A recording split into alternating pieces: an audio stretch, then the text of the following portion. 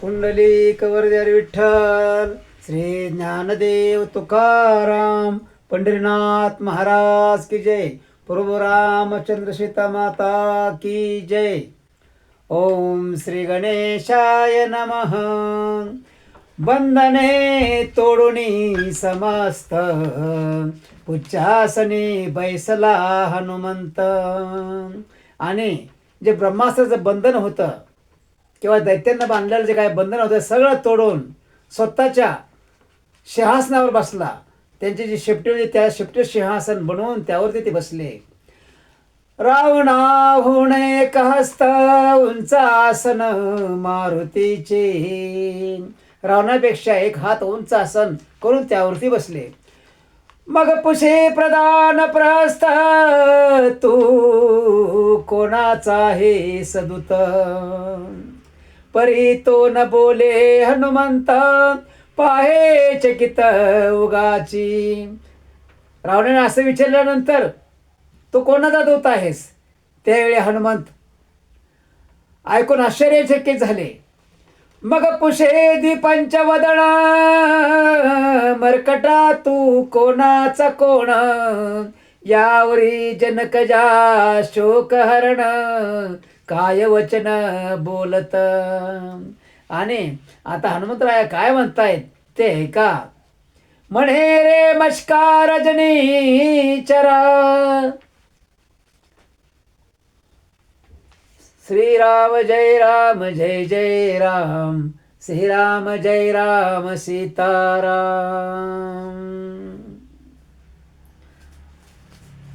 मग विचारी निजमणी, हा रामोपासक सत्यवचनी. तरी याचा मृत्यू कैशेनी, आन घालून विचारून. तरी रावण म्हणले ह्या हनुमानाचा मृत्यू कशात आहे, ह्याला रामाची शपथ घालूनच विचारो. मग म्हणे तुझ रघुपतीची आण, सत्य सांग तुझे मृत्यांगण कोण. एरू म्हणे मज नाही मरण, ऐको रावण हासत. अंजली रावणाला विचारलं तुझा मृत्यू कशामध्ये आहे, ते ऐकून हनुमंतराय हसू लागले. ब्रह्मयासई आहे मरण, ते तुझा किटका पाड कोण. अरे म्हणले ब्रह्माला सुद्धा मृत्यू आहे, मग तर तू तर साधा वानर आहेस, माकड आहेस. एरो म्हणे पुच्छ होईल धन, तेच मरण माशी. म्हणले तुम्ही माझं जे पुच्छ आहे, जी शेपटी आहे ते पेटवून द्या, त्यामध्येच माझा मृत्यू आहे. तैले वस्त्रे भिजवून, म्हणले राखेल तेलामध्ये वस्त्र भिजवा आणि काय करा, पुच्छ गुंडाळून लावागण. आणि म्हणले त्याला असे कापडे गुंडळा, जेवढे भरपूर आहे तेवढे कापडे गुंडळा आणि त्याच्यावरती आग लावून द्या. क्षणा माझी भस्म होऊन सर्व जाईल निर्धारे. आणि म्हणजे तुम्ही आग लावल्यानंतर क्षणार्धामध्ये माझे शेपटे जळून जाईल, सर्व काय राहणार नाही. वस्त्रे गुंडाळा बहुत, तेने अग्नीचे तेल अद्भुत. इतकी वस्त्र गुंडळा की मोठा अग्नी निर्माण झाला वेळ शेपटीला आणि माझी शेपेट जळाली पाहिजे. क्षणामध्ये होईल अंत, उशीर येते न लगेच. आणि क्षणात म्हणले माझी शेपटी जळून जाईल, तुम्ही काळजी करू नका. पण जेवढे कपडे आहेत ह्या तुमच्या लंकेमध्ये तेवढे गुंडाळा आणि मग त्याला अग्नी लावून द्या. रावण म्हणे हे साचार. रावणाने सांगितलं हे बरोबर बोललास. मग स्नेह सहित वस्त्रभार. आणि मग रावणाने हुकूम दिला जेवढी वस्त्र आहेत या लंकेमध्ये सगळे आणा आणि त्याच्या शेपटाला गुंडाळा. पुच्छा गुंडाळी ती समग्र, वायो कुमर काय बोले. आणि जेवढी वस्त्र आहेत तेवढी कमी पडली, शेवटी जेवढी होती तेवढी गुंडाळी. आणि त्यानंतर हनुमंतराया काय म्हणतायत, म्हणे पुच्छ उघडे राहता, मग मज नाटोपे तत्वता. जर म्हणले माझी थोडी तरी शेपटी न कपडे गुंडाळत राहिली तर मग मात्र माझ्या हातात काय नाही. राक्षस भागले वस्त्रे गुंडाळिता, पुच्छ सर्वता नसरेची. लंकेतले सर्व कपडे संपले तरी सुद्धा ती शेपटी आहेच, ती काय संपत नाही. वस्त्र राशी आटल्या समग्र, जेवढी ह्या त्या लंकेमध्ये जेवढ्यांना कपडे आहेत तेवढे सगळे काढून काढून गुंडाळले. अधिकाधिक वाढे पुच्छाग्र, जेवढे कपडे गुंडळे जेवढे कपडे गुंडळे तेवढं ती शेपटी वाढत असे. जैसा पंडित बुद्धीचा प्रसर, बोलता बहुन सरेची. पंडित असतो, पंडित हा महाज्ञानी असतो, महाज्ञानी असतो. तो जेवढं बोलल तेवढं कमीच असतं. की महाकवीची पद्मरचना, अपार लिहिता ते सरेना. कवी असतो आणि कवी काय करतो, ग्रंथ वगैरे लिहितो. कवी हा मोठमोठे शाळेतील मुलांचे धडे लिहित असतो, पण कवीची पद्मरचना कधी संपत नाही. त्याप्रमाणे ह्या हनुमंतरायाची शेपटी काय संपत नाही. रामगुणांची वर्णना वर्णिता, शेषा टोपे. रामाचं वर्णन आणि हनुमानाच्या शेपटीचं वर्णन कुणाला करता येणार नाही, आणि केलं तर ते वर्णन संपणार, पण शेवटापर्यंत ते ज्ञान राहणार नाही. तैसे मारुतीचे पुच्छाद्भुत, राक्षसाशी नवे गणित. आणि त्याप्रमाणे मारुतीरायाचा पुच्छ इतका अद्भुत आहे की जेवढे ते कपडे गुंडाळते तेवढे ते लांबच वाढत चाललं. आणि त्यामुळे राक्षसांची दमछेकी झाली आणि त्यांना असं वाटायला लागलं. काय वाटायला लागलं ते ऐका. जैसा ज्ञा रक्षकाशी निश्रित, वेदार्थ पार समजेना. आणि अज्ञान माणूस असतो, त्याला वेदाचा अर्थ काय समजणार किंवा पोथीबरोबरचा अर्थ काय समजणार, त्याच्यासाठी ज्ञान असावं लागतं. असो सरल्या वस्त्रांच्या राशी, शेवटी सगळ्यांची वस्त्र संपली. शेवटी नग्न केले नगरवासी, जेवढे होते तेवढ्यांचे कपडे फेडून बांधले. सगळे नगरवासी नग्न अवस्थेमध्ये प्रगट निर्माण झाले. कुणाच्याही अंगावर कपडा दिसत नाही. तरी सुद्धा कोठे न मिळे एकदशी, बहुत प्रयासे शोधिता. भरपूर प्रयत्न केले पण कुणाच्याही अंगावर वस्त्र नाही आणि कोणत्याही घरामध्ये कसले रशे नाही किंवा कपडा राहिला नाही. सगळ्यांची नग्न अवस्था झाली. रानिवसा नग्न केला तरी पुच्छाग्र उघडा राहिला. राणींची सुद्धा साड्या आणले फिडून फिडून तरी सुद्धा तो शेपूट उघडाच राहिला. निहाशेष तंतू मात्र उरला नाही कोठे नगरात. शेवटी तंतू मात्र शेपटी उघडी राहिलीच. हनुमंत म्हणे हनुमात्र रीते, राहता बोल नाही माते. म्हणले बघा राक्षसांना दैत्यानं, हे रावणा म्हणले जर माझं शेपट थोडं जरी उघडं राहिली माझी शेपटी, तुमचं काय खरं नाही. एक काढून यज्ञ पविते, बहे पुच्छाशी गुंडाळीते. डोक्याचे पटके काढून सुद्धा लोकांनी त्या शेपटीला गुंडाळले आणि कमरेच्या खाली असणारं वस्त्र सुद्धा काढून तेही गुंडाळलं. राजसेवका फिरती नग्न, सेनापती सैनिक हे सगळे नागडे उडे फिरायला लागले. मोठमोठे सेवक नागडे उडे फिरायला लागले. राजसेवक फिरती नग्न, उभयद्वारे मुक्त सोडून, नगरींचे लज्जेने जन, कपाटे झाकून बैसले.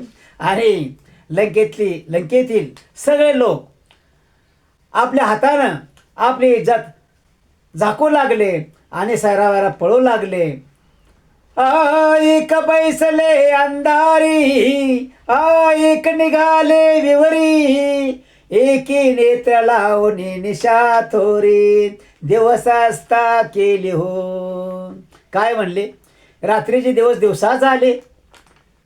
कोणी अंधारामध्ये लपून बसलं, तर कोणी एखाद्या ढिगुरच्या आड लपून बसलं, कोणी घराच्या आड लपून बसलं, कोणी बंगल्याच्या आड लपून बसलं आणि काय काय नेत्र झाकून घेतली. वृद्ध एक बोलती. वयस्कर माणसं काय बोलतायत, पुढे न दिसे बरवी गती. आता म्हणले जर आत्ताच ह्यानं एवढं केलंय तर इथनं उडाल्यावर काय पुढं होईल. हे लंका नगर अंती भस्म होईल दिसतसे. आता म्हणले हा हनुमंतराया पुढं काय करील, लंका की जाळून टाकेल असं वाटायला लागलं. असो वस्त्रे न मिळती निश्रित. आता म्हणले छपला उन्हाळ्या वस्त्र तर कोणाकडे राहिले नाहीत. पुच्छ उघडे एक हस्त. बघा एक इतभर शेपटी उघडीच राहिली. रावण म्हणे अशोकवनात वस्त्रे असते सीतेपाशी. रावण मोठा छत्र होता, महापंडित होता. मला सगळे लोक नागड झाले, सगळ्याची वस्त्र संपली, परंतु अजून मी वस्त्रे आहेत तर कोणाजवळ आहेत, तर ते सीतेजवळ आहेत. अशोकवनामध्ये सीता बसली आहे, तिचे वस्त्र अजून शिल्लक आहेत. ऐकता तयांच्या उत्तरा हनुमंतावरी पुच्छाग्रा. आणि सीतेचे कपडे बाकी राहिले असं म्हणल्याबरोबर हनुमंतरायाने काय केलं, आपली जी पुच्छ आहे आणि शेपटी आहे ती आकुळ केली. दूत सांगती दशकंदरा अनु मात्र पुच्छ उरले नसे. आणि लगेच शेवकाने सांगितले, हे म्हणले राजा रावण सगळं शेपटी पूर्णपणे कपड्यानं गुंडाळलेले आहे, बिलकुल रित शिपून राहिले नाही, संपलेले आहे, कपडे गुंडाळायचे आपले काम झालं आहे. ऐकता तयाच्या उत्तरा हनुमंतावरी पुच्छाग्रा. दूत सांगती दशकंदरा मात्र पुच्छ उरले नसे. आणि सर्व सेवकांनी आपल्या राजाला म्हणजे रावणाला सांगितलं की तीळ मात्र सुद्धा शेपटी उघडी नाही. तेथे कासया पाहिजे वस्त्र. आता कशाला वस्त्र पाहिजे, शेपटी तर भागलं. लंकेश म्हणे लावा रे वैष्णानर. आता म्हणले काय करा, आता त्या शेपटीला आग लावून द्या. चुडी लावी ती रजनीचर नळसाचार स्पर्शेना. आग लावतायत पण आग काय शेपटीला लागत नाही. नाना उपाय योजिती परी न लगेची अग्निज्योती. रावण पुसे मारुती अनळकारे स्पर्शेना. रावणाने विचारलं, बाबा अग्नी का लागत नाही तुझ्या शेपटीला. मग बोले अशोक वनारी पुच्छ यज्ञ होतो तुझे घरी. तरी सेवका हात निर्धारी मूर्खा किमर्थ फुंकविशी. अरे म्हणले मूर्ख रावणा, तू सेवकांना काय अग्नी लावायला सांगतोस, काय कारण आहे, निष्कारण त्यांना का त्रास देतोस. तू स्वमुखे करुण चेतवी सत्वर कृशान. अरे म्हणले तू अग्नी लावा लगेच ठोक तुझ्या तोंडानं तर ते अग्नी लागू शकते. चेतई सत्वर कृशान न लगता एक क्षण ज्वाला येथे उठते. तो म्हणले आगीनं फुकल्याबरोबर ते जाळ भडकेल आणि एका क्षणामध्ये संपूर्ण शेपटी माझी पेटून उठेल. ऐशे बोलता अंजनी सुते. अंजनानंदन आणि केसरीनंदन हनुमान आता काय बोलतोय ते ऐका. ते मानले दशमुखा ते. आणि जे हनुमंताने सांगितलं तोच शेपटी लागला आणि तोच भोग म्हणजे काय कर, त्याला उजाला त्याचा उजेड पडेल, अग्नी वाढेल. हनुमंते बंधवा निजनक अनळ निळ स्मरेला. आणि हनुमंताने शिवा आणि विष्णूला आणि ब्रह्माचा धावा केला. एकाएकी अग्नी धडकला दाही मुखी झोमती ज्वाळा. दाड्या मिशा तेव्हा सकळा भस्म केल्या जाळूने. आणि हनुमंतरायाने शिफ्टी इकडे तिकडे हलवल्या बरोबर कुणाच्या दाड्या कुणाच्या मिशा जळायला लागल्या. पुढे राम बाणे यासी देहांत या लागी अगोदर प्रायश्चित्त राघव प्रिय दिदले की. आणि ह्याच्या अगोदरच राघव प्रिय म्हणजे सीता मातेला सांगितलं होतं तू भिवू नको, मी काय करत नाही या ठिकाणी. दशमुखी पोळला दशकंदर. आणि शेवटी हल्ल्यावर दशकंदर म्हणजे दशाननाचं काय, त्याला थोडी अग्नीची झळ लागली. दिशे जैसा दग्ध कांतार असो मुखाशी लावण्या वस्त्र निजासनी बैसला. आणि काळमीट झालेल्या रूपामध्ये चेहऱ्यानंच तो काय भोवचे केस जळले, काय डोक्याचे केस जळले, काय दाढीचे केस जळले, मिशा जळल्या. आणि ते रूप कसं दाखवा म्हणून तो झाकून स्वतःच्या सिंहासनावर तो बसून राहिला. असो मुखा शिलावून या वस्त्र निजासनी बैसला तव धडकला पुच्छवन्नी. आणि तेवढ्यामध्ये अग्न पेट असा घेतला. हनुमंत गडबडा लोळे धरणी. आणि हनुमंतानं इकडून तिकडून जमिनीवरती लोटांगण घ्यायला सुरुवात केली. काकुळती म्हणे सोडा कोणी असुर म्हणी आनंदले. आणि मुद्दामच म्हणू लागले हनुमान महाराज की मला कोणतरी सोडा रे, मला त्रास होतो रे, मला अग्नी भासतोय रे. म्हणते हे बरवे जाहले. आणि ही हनुमानाचं बोलणं ऐकून राक्षसला आनंद झाला. ते बोलले बरं झालं बाबा, आता तुला त्रास व्हावा लागला. अखयादिकाशीने मारिले. हा, याने रावणाच्या मुलाला सुद्धा मारलं. मरकटे बहुताशी सारिले. आणि बहुत लोकांचा नाश केला. विटंबिले इंद्रजिता. एवढा मोठा महापराक्रमी इंद्राला सुद्धा हरवणारा हा इंद्रजिताचा अपमान केला. त्याची सुद्धा विटंबना केली. त्याला सुद्धा कपडे काढून घेऊन नागडपळा लावलं. भुयारातने लपायला लावलं. मग विरिंचीने धरिला युक्ती दशमुखे योजली बरवी गती. अग्न लाविला पुच्छा प्रती मरेल निसृती आताची. आणि साक्षात ब्रह्मदेव होणं लागले. फार छान छान, बरं केलंस, माझ्या मनासारखं मला बरं वाटलं. हे रोमणे चडफडी तडफडी उडे पडे भूमीशी गडबडी. अक्षरात उठाण घ्यायचं, परत जमिनीवर पडायचं, जमिनीवर उठायचं, परत उठाण घ्यायचं. असं करता करता काय झालं, आपली मांडी थापटो निदाडी रावणाची गेला धरावया. आणि मांडव स्वतःच्या थाप मारली आणि दंडाने थाप मारली पैलवानासारखी. आणि रावणाची मिशी धरायला गेली. तो दाढीच नाही निहाशेष. रावण काही दाढी ठेवत नव्हता. रावणाला फक्त मिशीच असायची. हे भली मोठी कासरे इतकी लांबलच असायची मिठी. कारण माणूसच 10 शिरी म्हणल्यावर. तेने रावणाशी बसला दचक. आता मला सांगा, कुणी जर मिशी ओढल्या का त्या माणसाची तर तो विक्राळ रूप धारण करेन, समोरच्या माणसाला मारून टाकेल ना. त्यापर्यंत रावणाला काय झालं, एकदम धक्का बसला. देखो न करी हास्यमुख म्हणे अनर्थ दिसतो पुढे. आणि रावणाने पाहिलं तर पुढे हनुमान आहे, तो आपले मिशी ओढतोय. आता म्हणले पुढं काय, कुणाची गत खरी नाही.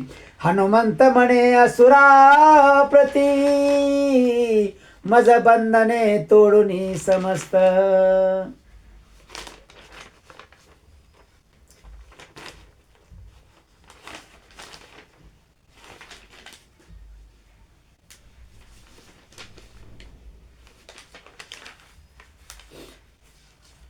सोडवावे समस्ती ऐका माझी एक विनंती धावे मारुती पुढेची. आणि म्हणले धरा रे धरा, त्याला धरा, पकडा त्याला. असं म्हणल्याबरोबर रावण तिथून निघून चालू लागला. तव ते पळती दूर दूर पुच्छे आकर्षुनी असुर दाड्या जाळेल्या समग्र प्रळय थोर मांडला. आणि हनुमंतरायाने सगळ्याच्या दाढे मिशा जाळून टाकल्या. भयंकर मोठा प्रलय निर्माण केला. गरगरा पुच्छते वेळी भवंडिता झळकती प्रळय ज्वाळा. इकडून तिकडून ते पुच्छ हलवताना, ते शेपटे हलवताना काय व्हायला लागलं, मोठमोठ्या ज्वाळा भडकू लागल्या. राक्षस करून या गोळा पुच्छाग्नीत भस्म करीन. आणि राक्षस गोळा केले रावणाने आणि ते शेपूट विझवायचा प्रयत्न करू लागले. पुच्छाग्नी भस्म करीन सभा सांडोने पळती असुर. हनुमंत म्हणे उभा रहा मज सोडवा तुम्ही समग्र म्हणून भेटे तया ते. असं म्हणल्याबरोबर सगळे राक्षस लोक पळू लागले, मोठमोठे वीर पळू लागले. अरे म्हणले पळताय कुठं, अरे मला वाचवा, अरे माझी शेपटी विजवा म्हणून त्यांच्या पाठीमागं धावत आहेत. शतांची शते ते क्षणी यामिनी चरपुच्छे बांधोनी रावणापाशी आणि ओढोनी म्हणे काहे पळताती. आणि स्वतःच्या शेपटीनं बांधून सगळ्याला रावणाजवळ आणलं. म्हणजे तुझी माणसं का पळतात रे, मूर्ख आहे ती काय. असोशितेशी राक्षसी सांगत तुझा वानर मेला गे यथार्थ आणि काही राक्षस जाऊन सीता मातेला सांगतायत तुझा तो भला मोठा वानर हनुमान मेला की बाबा. ऐकता जानकी शोक करीत, आणि हे ऐकल्यानंतर सीता माता रडू लागली, आकांत करू लागली. म्हणे हे विपरीत केवी घडे, म्हणजे असं घडू शकत नाही. मशके सागर शोषिला, जंबुकांनी सिंह केवी धरिला. अरे म्हणले उंदीर कुठं मोठा पर्वत उचलेल का? नाही उचलणार. किंवा लांडगे कोल्हे कुत्रे हे कधी वाघाला दडवू शकत नाहीत, वाघाला भीती घालवू शकत नाहीत. खंद्योतानी सूर्य पाडिला, आकाशामध्ये ढगारे आले तर तेवढ्यापुरता सूर्य लपून राहतो, पण जिकडं पाहिजे तिकडं त्यांचा प्रकाश पडतोच.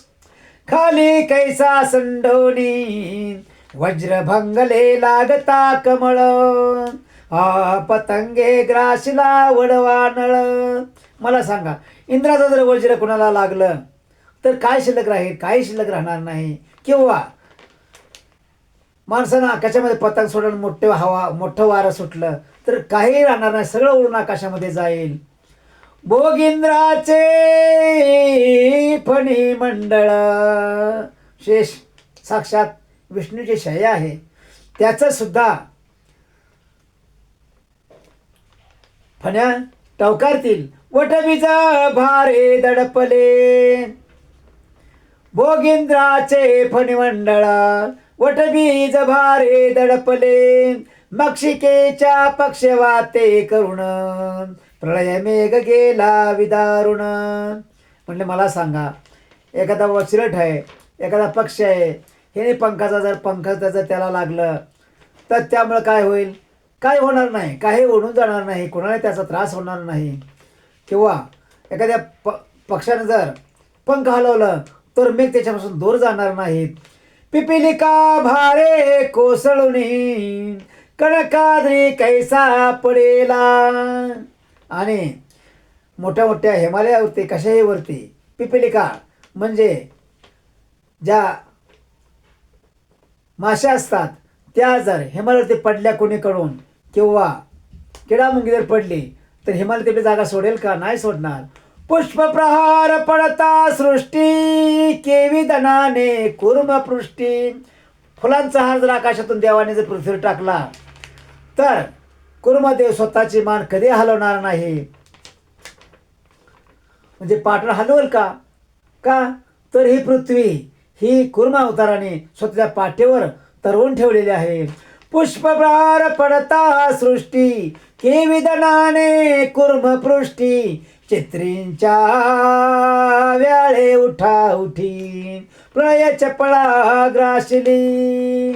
आणि ज्याप्रमाणे चित्रामध्ये आपण एखादा देखावा काढलाय तर तो देखावा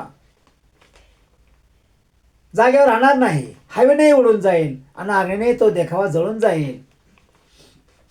असो रुद्रावतार हनुमंत, तो राक्षसी जाळीला अग्नित. आणि साक्षात हनुमानराय आहे, शंकराच्या 11 रुद्र अवतार आहेत, त्याने सर्व जाळायला सुरुवात केली. कैशी घडली हिमात, विचारित राघव प्रिया. जठराग्नी ससिता पुसत, तो म्हणे क्षेमा हे हनुमंत. नगर मी जाळीन समस्त, बंधू साया कारणे.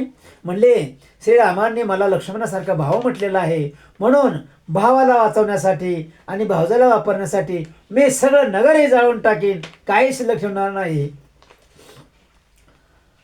असो इकडे समस्तासुर, हनुमंतावरी करती शस्त्रमार. तो पुच्चाग्नी भडकला थोर, पळती असुर चौकडे. नाना शस्त्रे बाणशक्ती, दुरोनिया कपिंद्रावरी टाकिती. मग मिष घेऊन मारुती, गत प्राण पडेला. आणि हनुमंतरायाने झोपेचं सोंग घेतलं आणि गपचूप राहिलं. हे राक्षस काय काय करतायत बघण्यासाठी. मूर्छित पडताची वानर जवळी धाविनले असुर. त्यांना वाटलं हा मूर्छित पडला म्हणून बरेच राक्षस त्यांच्या जवळ आले. तेवढ्यात काय झालं, जो तो म्हणे म्या घाय थोर आवर मी पाहून दिदला म्हणून मेला हा वानर. जो तो म्हणे हा प्रचंड वीर सांगते रावणाचे बळीवार. सुखे निद्रा करे आता. कोणी लात मारते, कोणी बुक्या मारते, कोणी भाले बरच्या शस्त्रे मारतायत आणि म्हणे तो तर बेशुद्ध पडला म्हणे आता मरून जाईल, तुम्ही नका काळजी, असं कोणाला सांगतायत? रावणाला सांगतायत त्याच्याजवळ जाऊन. दोन घटिका पडेला मेदिनी. दोन घटका कुठं जमिनीवर राहिले. राक्षसा बहुत मिळवणी स्वभावते विलो किती. आणि आता हा मरल मग हा मरल असं समजून राक्षसाने गोल कडक केला आणि त्याच्याकडे पाहत आहेत. फेसवा तसे वदनी वैद्य नाडी पाहती विलोकिनी. आणि चमत्कार केला, स्वतःच्या मुखातून फेस वाहतोय, आता मी राहत नाही असं ते हनुमंताने कौतुक दाखवलं आहे. आणि काय म्हणतात तेव्हा राक्षस लोक, म्हणते एवढा पुरुषार्थ करुणे वानर शेवटी मेला हो. एवढा मोठा म्हणले पुरुषार्थ केला पण शेवटी वानर म्हणले हे मरून गेला. ऐशे समस्त जो पाहत तो हनुमंत उडाला अकस्मात. आणि ते सगळे डोळे वटावटावरून पाहतायत असे अगदी खाली वाकू वाकून. तेवढं हनुमंतराया उठले आणि काय झालं, पुच्छे बांधिले समस्त. आणि सगळ्यांना त्या पुच्छ म्हणजे स्वतःच्या शेपटीनं सगळ्याला बांधून टाकलं. आणि काय झालं, राक्षस जळत धडधडा. पहिली शेपटी पेटलेली आणि ते शेपटी राक्षसाला गोंडाळत आकाशामध्ये भिरकाळ सुरुवात केल्याबरोबर सगळे राक्षस पेटले. कित्येक पळाले असुर एकला उरला दशकंदर. राक्षस तर पळाले, आता राहिलं कोण, तर दशशिरी रावण राहिला. एकला उरला दशकंदर त्याशी म्हणे रक्षणार. तुझं कोण असे आता. आता म्हणले स्वतःची रक्षा कर बाबा, आता तुला वाचवायला कोण आहे तिथं, तुझं रक्षण करण्यासाठी तिथं कोण उभा आहे का. शक्रारीस म्हणे रावण यावरी लोहपाश घालून ग्रीवा हस्त बांधून लंके माझे फिरविजे. आणि जे काय शव होते जवळपास त्यानं सांगितलं ह्याला बांधा, लोकांना त्या साखळीने बांधा आणि काय करा त्याचे हातपाय बांधा आणि लंकेमध्ये वडीत वडीत असे फिरवा. मग इंद्रजिते पाश घालून बांधला तेव्हा वायुनंदन. आणि मग इंद्रजिताने स्वतःचा पाश मारून काय केलं, वायुनंदनला बांधून टाकलं. नगरा माझी नेऊन हिंडविती हनुमंता. आणि सर्व नगरामध्ये त्याला फिरवू लागले. जैसे पुटी पडता सुवर्ण तेजस्वी दिशे दैदिप्यमान. त्या परिषिता शोकहरण अग्निसंगे शुद्ध दिशे. ज्याप्रमाणे सूर्य उगावा आणि त्याचा प्रकाश पडावा त्याप्रमाणे हनुमंतरायाचा त्या अग्नीमुळे प्रकाश पडलेला आहे आणि सूर्यासारखा दिसू लागलेला आहे. आळोआळी फिरवीत हनुमंत सहज पळती घेत. निंदकांची तोंडे लाशित लोक पळती बिदो बिदी. आणि सगळ्यांच्या तोंडाला ती आग भासते आणि लोक स्वतःला वाचून इकडे तिकडे पळत सुटले. झाला एकची हाकार भलती श्री म्हणे तू माझा अवतार. मज येथून काढी बाहेर लावील वानर अग्नी. आणि त्याप्रमाणे प्रत्येक बायको आपापल्या नवऱ्याला म्हणायला लागली मला घरातून बाहेर काढला नाहीतर हा वानर आपल्या घराला अग्नी लावेल. हनुमंत म्हणे समस्त असुरा मद तुम्ही आता दृढ धरा. सर्षप प्राय होणे सत्वरा निघून गेला क्षणार्धे. आणि म्हणले आता बास झालं, आता ह्यांना सजा द्यायची दिली आहे, आता आपण आकाशामध्ये उड्डाण करूया. आणि काय केलं, मज तुम्ही आता दृढ धरा. अरे सांगितलं अरे मी आता उड्डाण करणार आहे, मला सगळे मिठी मारा नाहीतर तुम्ही सगळे माझ्या शेपटीतून खाली पडा. सर्षप प्रयाय होणे सत्वरा निघून गेला क्षणा मात्रे. आणि बघता बघता डोळ्याचं पात लावायच्या अगोदरच आकाशामध्ये भरारी मारली. हनुमंत गदगदा हासत राक्षसा शिवाकुल्या दावित. लंकेश अग्नी लावित सुटला अद्भुत प्रभंजन. आणि आकाशामधून उडता उडता ह्या बंगला लागलाव, त्या बंगला लागलाव, त्या घराला लागलाव, त्या झाडा लागलाव, असं करत निघाले. माड्या गोपुरे धवळा रे रानिवसाची सुंदर मंदिरे. सकळ नगर महाद्वारे एक सरे धडकली. जेवढे होते तेवढ्यांना ते अग्नी लावू लागले आणि अग्नी लावतच निघाले. कपीने मांडले लंका दहन त्याशी साय झाला पवन. हनुमानाने लंकेला आग लावली, परंतु तेवढ्यात हवा सुटली आणि पवनपुत्र हनुमान आहेत त्यामुळं वाऱ्यानं त्याला साथ दिली आणि त्यामुळं काय झालं, आगनी भडकली. नग्न होणे नगर जन सदने सोडून पळाले. थोर संसारी विषय धन त्याहून आगळे अपत्य पूर्ण. त्याहून दारा विशेष जाण त्याहून असता प्राणांची. बघा शेवटी काय असतं, आपला लागणे लागला किंवा आपला काय त्रास व्हायला लागला, आता आपण यामध्ये जिवंत राहणार नाही असं वाटायला लागलं तर माणूस लेकरा बाळांचा सुद्धा विचार करीत नाही. घरादाराचा धन बंगल्याचा तर सोडणंच द्या, पण लेकरा बाळांचा सुद्धा माणूस विचार करत नाही. त्याप्रमाणे त्याहून विशेष निज प्राण त्याग इंद्रावरी उदास मग. देह ममता धरिण्या संग विषय भोग सांडल्या. त्याशी न झटे मोह ममता मग इतर जनांची काय कथा. न करी कोणी कोणाच्या असता पळती जीव घेऊन या. ज्यावेळी म्हणले साक्षात इंद्रदेवाला राग येतो त्यावेळेस तो कोणाची जगण्याची अपेक्षा करत नाही, कुणी जगावाशी अपेक्षा करत नाही. त्याप्रमाणे पुरुषाविन मोहे अत्यंत नारी उडी घालती जळते परी. आता नवरे मारायला लागल्यानंतर सगळ्या स्त्रियांनी आपापल्या नवऱ्याबरोबर त्या अग्नीमुळे उडी टाकायला सुरुवात केली. उडी घालती जळते घरी बळे उडून काढता बाहेरी. आणि जे जिवंत आहे ते त्यांना ओढून घरातनं बाहेर काढते पण मरून देत नाहीत. जीवित्वावरी उदास त्या. आता म्हणले काय, आपले लेकरं बाळे गेली, धन दौलत गेली, घरं जळली, आता आपण जिवंत राहून काय करायचं, अंगावर कपडा राहिला नाही. असंभाव्य दाटल्या ज्वाळा ग्रासू इच्छिती नभमंडळा. आणि आकाशापर्यंत ज्वाळा भडकल्या की कल्पांत रुद्र क्षोभला. रावणावरी ते काळी. आणि शिवाने आपला तिसरा डोळा उघडला आहे, रुद्र अवतार प्रलयासाठी धारण केला आहे असं वाटू लागलं. धूम्रवर्ण दश दिशा ते दाटी कोणी कोणास दिशे दृष्टी.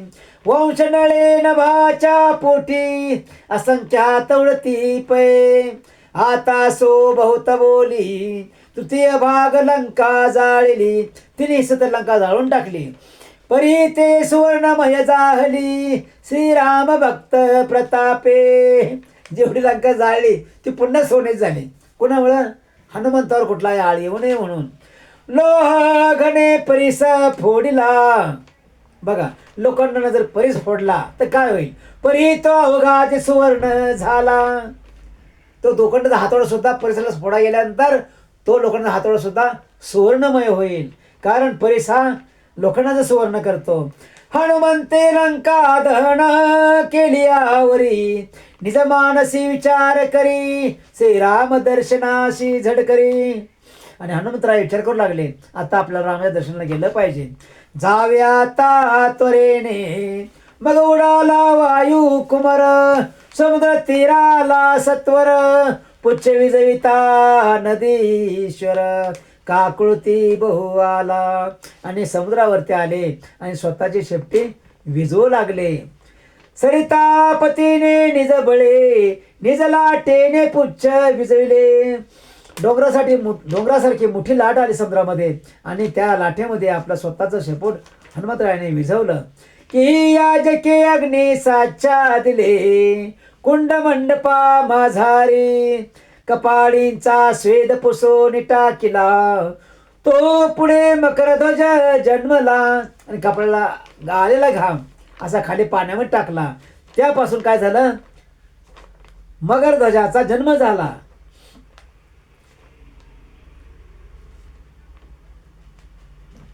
मकरध्वज जन्मला आणि त्या घामापासून मकरध्वजाचा जन्म झाला. असो कपी मागे पाहू लागला तो लंका भडभडा जळतसे असंभाव्य चेत लागण जनक जा जाईल भस्म होण कार्य नाशेल म्हणून वायुनंदन शोक करे. पुन्हा हनुमंतराय रडायला लागले, मोठ्या मोठ्यानं शोक करायला लागले. म्हणजे सगळे लंका जळून गेले, राक्षस लोक जळून गेले. त्यात रावण जर जळून गेला तर रावणाच्या हातून ज्याचा मृत्यू आहे तो तसाच राहील ना. आणि मग माझ्या प्रभूचं काय होईल, काय होईल प्रभूचं, लोक नावं ठेवतील, जगामध्ये कीर्ती राहणार नाही. तर आपण आता काय केलं पाहिजे, मग म्हणे करिता राम स्मरण मजन बाधी प्रयाग्न माझे जगन्मातेशी विघ्न केवी कृशान करू शके. आणि म्हणले आग्ने तर मला भाजू शकत नाही, मला वरदान आहे, आग्ने मला पळू शकत नाही.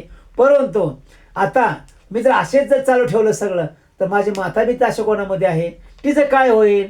मग म्हणे करिता रामस्मरण मजन बाधी प्रयाग्न माझे जगन्मातेशी विघ्न केवी कृशान करू शके. आणि ती तर माझी जगन्माता आहे, तिला आग्ने काय करू शकणार नाही. स्मरता रघुवीर नाम निर्मळ शिवकंठीचे हळाहळ शीतळ झाले तत्काळ नामामृते करुणिया. समुद्र मंथन झालं त्या टायमाला त्यातून जे विष बाहेर पडलं ते विष कुणी शिवाला प्यावं लागलं आणि त्यामुळे निळकंठ कसा निळा झाला, कंठ हा निळा झाला. परंतु तो सुद्धा त्यांनी रामनामानच पचवला. म्हणजे रामनामामुळं त्यांच्या कंठाला काय बाधा झाली नाही. तो वायुदेव सांगे ते वेळा सुखी आहे जनक बाळा. पवन देवाने सांगितलं काळजी करू नकोस, सीता माता निवांत आहे. जे त्रिभुवनपतीची चितकळा, म्हणजे त्रिभुवनाचा पती आहे राम, त्याची बायको आहे. ब्रह्मांड माळा घडी मोडी क्षणाक्षणाला परमेश्वर प्रलय करतो आणि प्रलयातून पुन्हा ह्या निर्मिती करतो ह्या जगाची, म्हणून त्याची काळजी करू नको. यावरी लोक प्राणेश नंदन म्हणे क्षुदित झाले नयन मित्र कुळभूषणाचे चरण पाहावया लागे उदित मी. आता म्हणले मला कुठे गेलं पाहिजे, जाग्यावर गेलं पाहिजे. तो मंगळ भगिनी जीवन मज पुशेल वर्तमान तरी कीर्ती स्वमुखे करुण वर्णिता दूषण लागेल. आणि जर म्हणले मला सीता मातेने विचारलं हो तर मला वाईट वाटल. यश धर्म विद्या पुरुषार्थ बळ पराक्रम आणि तीर्थ हे स्वमुखे जो वर्णित तया हानी सत्यशास्त्र म्हणे. स्वतःला मोठं म्हणून चालत नाही. जो स्वतःला मोठं म्हणतो, सोनार बुद्धिवान, स्वतःला बुद्धिवान म्हणतो, मासरा कोणच मोठा नाही, ज्ञानी नाही, त्याचं ज्ञान नष्ट होतं म्हणून सांगितलं असं. मग गुप्त रूपे वायुनंदन घेत परमेष्ठीचे दर्शन म्हणे मी अयोध्यापतीचे चरण पावयास जातसे. आणि आकाशातून सांगितलं माते आता म्हणली मी प्रभू रामचंद्राचा चरण दर्शन करण्यासाठी जात आहे.